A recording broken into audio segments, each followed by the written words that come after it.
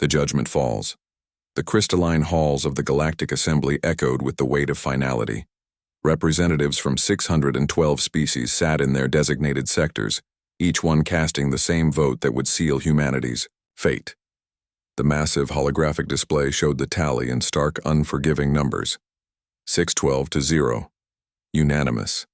Ambassador Sarah Chen stood alone at the center of the assembly floor, her small human frame dwarfed by the towering alien delegates surrounding her. Her formal diplomatic uniform felt heavy on her shoulders as she watched species after species condemn her people. The Zephyrians with their flowing tentacles, the crystalline Altarians whose bodies chimed with each movement, the massive Corvin, warcast with their chitinous armor, all of them united in their judgment of Earth. "The motion passes," announced Prime Arbiter Vexhai, his multi-toned voice reverberating through the chamber.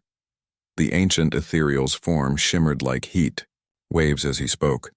"Humanity is hereby classified as a Class Omega threat to galactic stability. Full quarantine protocols will be enacted within one solar rotation." Sarah's hands trembled as she activated her personal communicator. "The vote is final," she transmitted back to Earth, her voice barely steady. "I'm sorry. I failed."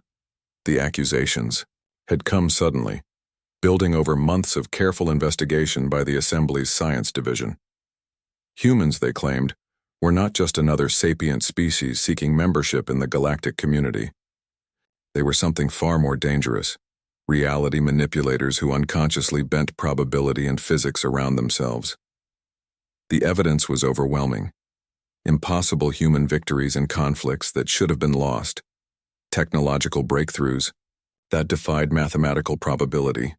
Survival rates in disasters that made no statistical sense. "Your species displays patterns inconsistent with natural evolution," Arbiter Vexhai had explained during the trial. "Wherever humans go, statistical anomalies follow. Luck, as you call it, bends toward your survival in ways that violate fundamental laws of probability." Sarah had argued for weeks that these were coincidences, that human ingenuity and determination explained their successes. But the Assembly's quantum mathematicians had presented undeniable proof. Probability clouds shifted around human populations. Reality itself became more flexible in their presence. "We cannot risk the stability of our galaxy," declared the Corvin representative, his massive claws scraping against his speaking podium. "A species that unconsciously manipulates reality could unravel the very fabric of existence." Now, as Sarah boarded her diplomatic shuttle for the journey back to Earth, she watched through the viewports as the largest fleet in galactic history began forming around her home system. Thousands of ships from hundreds of worlds, all carrying one purpose: to ensure that humanity never left the Sol system again. The quantum barrier generators were already being positioned, massive devices that would create an impenetrable wall around the solar system. Nothing would get in or out. Earth would become a cosmic prison, its people condemned to isolation until the heat death of the universe. But on Earth, in a facility buried 3 kilometers beneath the Rocky Mountains, Dr. Marcus Webb was discovering that the aliens had been right about one thing: humans were not ordinary. The hidden laboratory had been built in secret over the past century, funded by a shadow organization that had always suspected humanity was different. As Sarah's shuttle descended through Earth's atmosphere carrying news of their doom, Marcus stared at readings that should have been impossible. "The quantum fluctuation patterns are accelerating," reported his assistant, Dr. Lisa Park, her voice filled with a mixture of excitement and terror. "Ever since the galactic fleet began surrounding us, the fields have been strengthening." Marcus nodded grimly as he watched the data streams flowing across his monitors. Project Mirror had been humanity's most closely guarded secret, an attempt to understand why humans seem to exist in a state of controlled chaos, why their history was filled with impossible coincidences and miraculous survivals. "It's not just coincidence," he murmured, running his hands through his graying hair. "We've been unconsciously manipulating probability our entire evolutionary history. The stress of the quarantine is making it stronger." Around the laboratory, ancient artifacts from human history hummed with newfound energy. A Roman coin that had supposedly helped decide the fate of an empire, A medieval sword that had turned the tide of a battle against impossible odds. A compass that had guided explorers through storms that should have killed them. All of them, now glowing with quantum resonance. "Doctor," Lisa called out, her voice urgent. "You need to see this." On her screen, probability maps of Earth showed cascading waves of quantum distortion emanating from population centers. Every major city had become a nexus of reality manipulation, though the people living there had no idea they were doing it. "They're afraid," Marcus realized. 7 billion humans, all unconsciously reaching out with abilities they don't understand, trying to change their fate. Above them, the first alien scouts were beginning to report disturbing anomalies. Navigation systems that should have been infallible were giving impossible readings. Ships that had functioned perfectly for centuries were experiencing random malfunctions. The closer they got to Earth, the more reality seemed to bend. Captain Zarthus of the Altarian Science Fleet transmitted his concerns to the command ship. "Prime Arbiter, we're detecting quantum irregularities throughout the system. Our instruments are registering probability cascades that shouldn't exist." Vexhi's response carried undertones of ancient fear. "Maintain distance. The humans must not be allowed to realize what they're capable of." But it was already too late for that. In cities across Earth, people were beginning to notice. Lottery tickets bought on impulse were winning at unprecedented rates. Accidents that should have been fatal were leaving victims miraculously unharmed. Random encounters were leading to life-changing opportunities with a frequency that defied explanation. Sarah Chen arrived at the United Nations headquarters in New York to find chaos. World leaders were demanding explanations for phenomena they couldn't understand. Phone networks were overloaded with reports of impossible events. The aliens were right, she told the assembled representatives of Earth's nations. "We are different, and now that we know it, everything is about to change." In the depths of the Pacific Ocean, a research station that had been dormant for decades suddenly came online. Its computers began processing algorithms that no human had ever programmed, calculating probability matrices for scenarios that hadn't yet occurred. Across the Sahara Desert, ancient stone circles that archaeologists had never fully understood began to resonate with harmonic frequencies that made sensitive equipment malfunction for hundreds of kilometers. In the Amazon rainforest, indigenous shamans who had always spoken of the dream that shapes reality suddenly found their words taking on literal meaning as the jungle itself began to shift according to their collective will. Dr. Webb watched it all from his underground sanctuary, his instruments tracking the awakening of a power that had always existed in humanity but had never been consciously directed. "They're not trying to contain us," he realized with growing alarm. "They're trying to prevent us from learning what we can do." The quantum barriers were almost in place now, massive constructs that would seal Earth away from the rest of the galaxy. But as they powered up, something unexpected happened. The barriers began to resonate with the quantum fields emanating from Earth, creating feedback loops that amplified the very power they were meant to contain. In the Galactic Assembly, emergency sessions were being called as reports flooded in from the quarantine fleet. Ships were experiencing catastrophic system failures.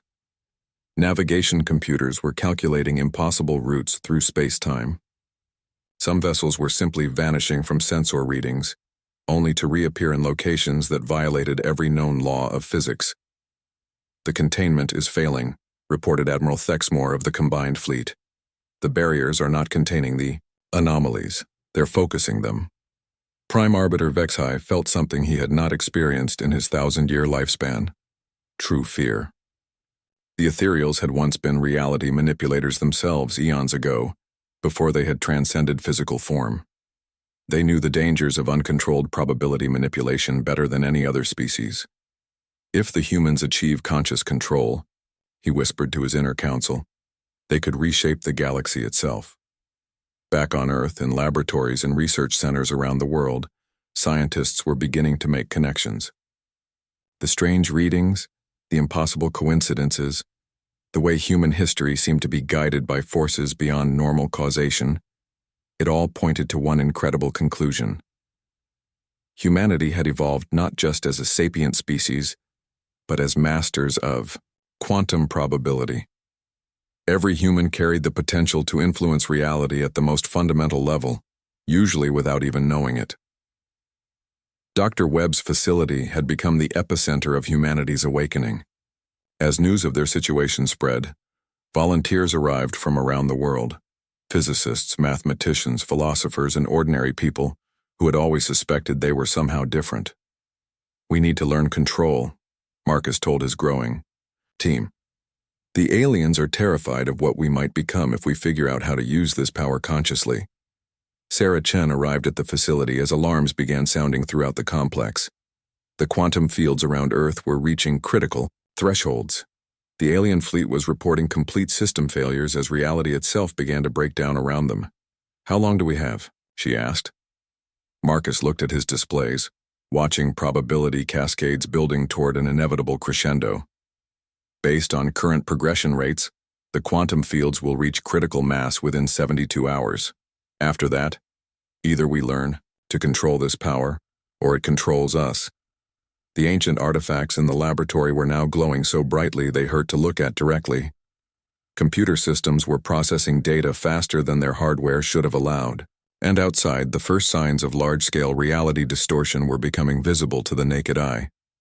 The northern lights were appearing over every major city on Earth, painting the sky in impossible colors that had no names in any human language.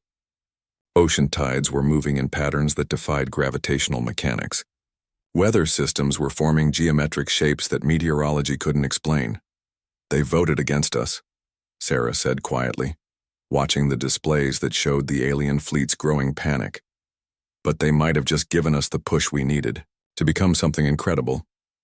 In the quantum barrier control room of the lead alien vessel, technicians were watching their instruments with growing horror.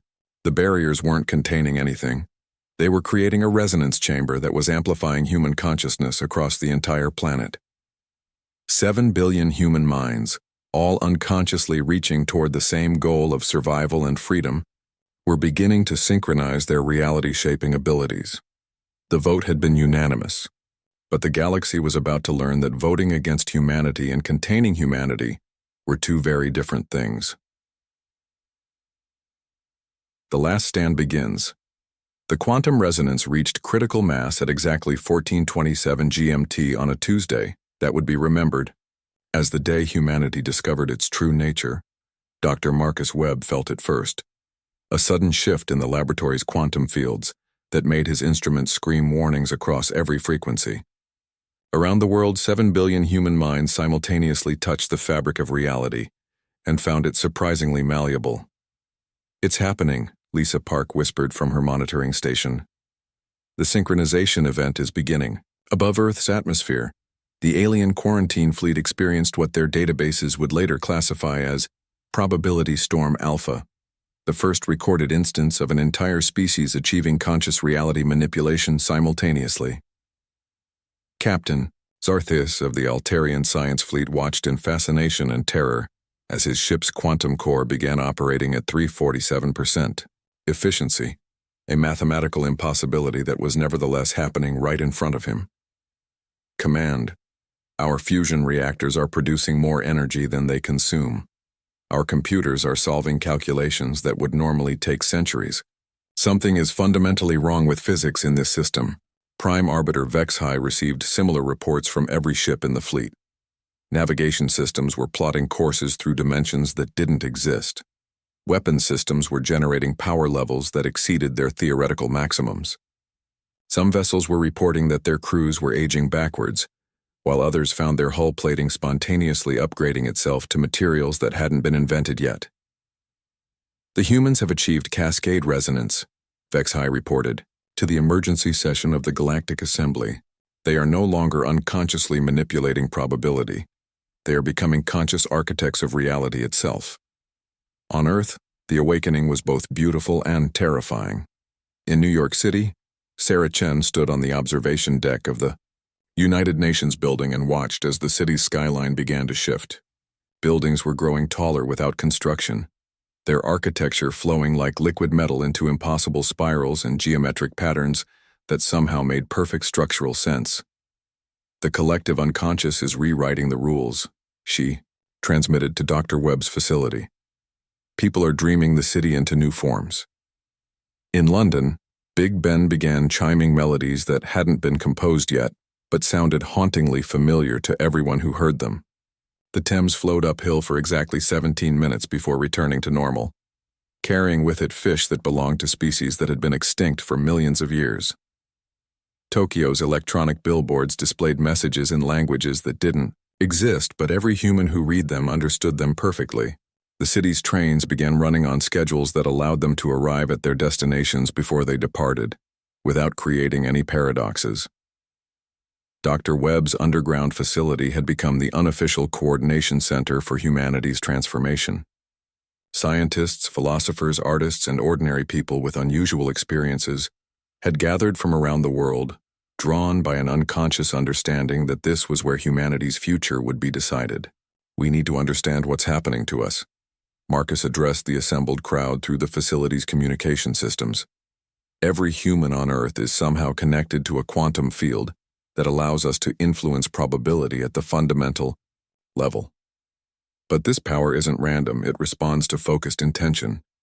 Dr. Elena Vasquez, a quantum physicist from Madrid, raised her hand. I've been analyzing the data from the past few hours. The reality distortions aren't chaotic. They're following patterns that suggest a kind of collective problem-solving. Humanity is unconsciously trying to find solutions to our imprisonment. She was right. Across the planet, human consciousness was working together in ways that bypassed individual awareness. The quantum barriers surrounding the solar system weren't just being resisted. They were being studied, analyzed, and gradually understood at a species level. In orbit, Admiral Thexmore of the Combined Fleet made a discovery that changed everything. Prime Arbiter, we've detected quantum communications passing through our barriers. The humans aren't just manipulating local reality. They're somehow reaching beyond our containment field. The revelation sent shockwaves through the galactic command structure. If humans could communicate through quantum barriers that should have been impenetrable, then no prison could hold them. Worse, if they could influence reality outside their solar system, then the entire galaxy was potentially at risk. But the communications weren't aggressive. Deep space monitoring stations began receiving what could only be described as messages, not in any known language, but in pure mathematical concepts that conveyed meaning directly to the minds of those who observed them. The messages were simple. We don't want to fight. We want to understand. Dr. Webb received confirmation of the external communications from sources within the Galactic Fleet itself. Several alien species had been secretly transmitting data to Earth, revealing that the vote to quarantine humanity hadn't been as unanimous as it appeared. The Keepers of Andromeda voted against the quarantine, reported Lieutenant Commander Sarah Reynolds, a former military officer who had been working with alien sympathizers. So did the Deep Void Collective and the Spiral Arm Nomads. Their votes were suppressed by the Assembly leadership. This revelation sparked something new in the collective human consciousness. The anger and fear that had been driving the reality distortions began to focus into determination and hope. If some aliens supported humanity, then coexistence was possible. The change was immediately visible to the quarantine fleet. The chaotic probability storms began organizing themselves into coherent patterns. Human reality manipulation was becoming precise, surgical, purposeful. Captain Zarthis felt his ship's systems stabilize as the quantum interference shifted from destructive chaos to assistance. His navigation computers began receiving course corrections that led him to optimal patrol routes. His crew's health improved beyond normal parameters. It was as if humanity was actively trying to help their captors. They're not trying to harm us, he transmitted to command. They're trying to improve our ships, our efficiency, our well-being. This isn't aggression, it's cooperation. In the Galactic Assembly, debate raged as more reports arrived. The humans were using their reality-shaping abilities to solve problems throughout the quarantine fleet. Fusion reactors were running cleaner and more efficiently. Medical systems were developing cures for diseases that had plagued various alien species for millennia. Navigation computers were calculating trade routes that would benefit every species in the galaxy. "They're showing us what they could do for all of us," observed Counselor Murthak of the Keeper species. "Instead of fighting their imprisonment, they're demonstrating their value as allies." But Prime Arbiter Vexhai remained unconvinced.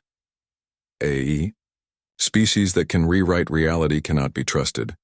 What happens when they decide cooperation is no longer beneficial? They could reshape the entire galaxy to serve their purposes. His fears weren't entirely unfounded. On Earth, some humans were beginning to understand the true scope of their abilities. In Dr. Webb's facility, a small team of volunteers had achieved the first controlled reality manipulation in human history. "Watch this," said Dr. Park, holding a coin in her palm. She focused her consciousness, feeling for the quantum fields she now knew surrounded her. The coin flickered and suddenly became 2 coins, then 4, then 8. Matter duplication through probability manipulation. "I'm not creating matter. I'm increasing the probability that the matter was already there." The implications were staggering. Unlimited resources, instantaneous manufacturing, the ability to solve scarcity forever. But Marcus saw the danger as well as the opportunity. "We need ethical guidelines," he announced to the global network of awakened humans. "This power could save civilization or destroy it. The choice is ours." The response came not through communication systems, but through the quantum field itself.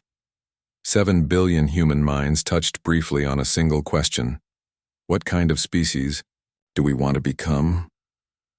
The answer came in the form of the most beautiful moment in human history.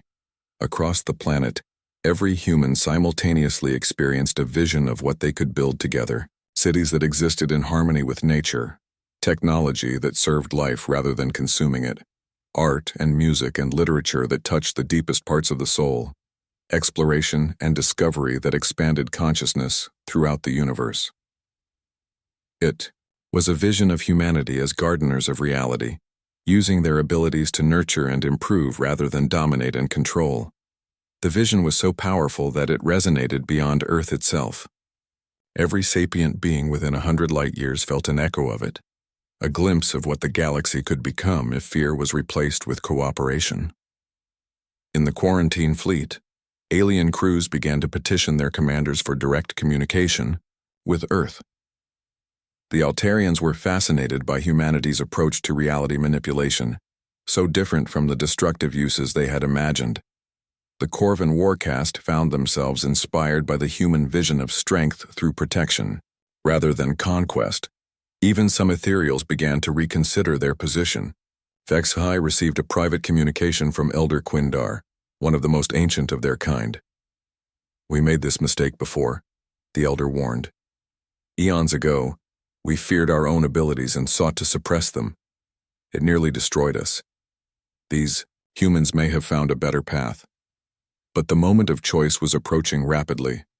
The quantum barriers were beginning to resonate with human consciousness in ways that their builders had never intended. Rather than containing Earth, they were becoming a focusing lens that amplified human abilities throughout the solar system. Mars began to show signs of atmospheric thickening. Venus's crushing atmosphere started to lighten.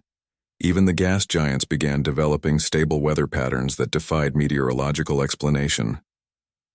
"They're terraforming the entire solar system," reported the Deep Space Observation Team, "not through technology but through direct reality manipulation. They're turning their prison into a garden." The demonstration was unmistakable. Humanity wasn't trying to escape their quarantine. They were showing what they could do, if given the chance to work freely. The solar system was becoming a showcase of positive reality manipulation, a proof of concept for what could be achieved throughout the galaxy. Dr. Webb received a priority transmission from an unexpected source. Prime Arbiter Vexhai himself had opened a direct communication channel to Earth. "Dr. Webb," the ancient ethereal's voice carried tones Marcus had never heard before. Uncertainty, hope, and ancient sadness. "I must speak with you about something the Assembly has hidden from the galaxy. The vote to quarantine humanity was not driven by fear of what you might become. It was driven by fear of what is coming." The quantum fields around Earth suddenly stilled as every awakened human focused on Vexhai's words. There is something approaching from beyond our galaxy, something that consumes reality itself, leaving nothing but void in its wake. We have been preparing for its arrival for millennia, building defenses, gathering weapons, but perhaps we have been approaching the problem incorrectly. Marcus felt the collective human consciousness processing this information. You think we might be able to stop it? I think, Vexhai replied slowly, that a species capable of gardening reality might be our only hope of preserving it. The revelation changed everything. The quarantine fleet began powering down their barriers, not to release humanity, but to invite them to join a defense effort that would determine the fate of all existence. As the quantum barriers faded, humanity faced its first choice as conscious reality manipulators: remain safely within their solar system paradise, or venture out to face a threat that could unmake the universe itself. The choice was unanimous. When do we start? Sarah Chen asked, speaking for all humanity. In the distance between galaxies, something vast and hungry felt the taste of organized reality on the cosmic winds and began to move more quickly toward its destination. The real test of humanity's abilities was about to begin.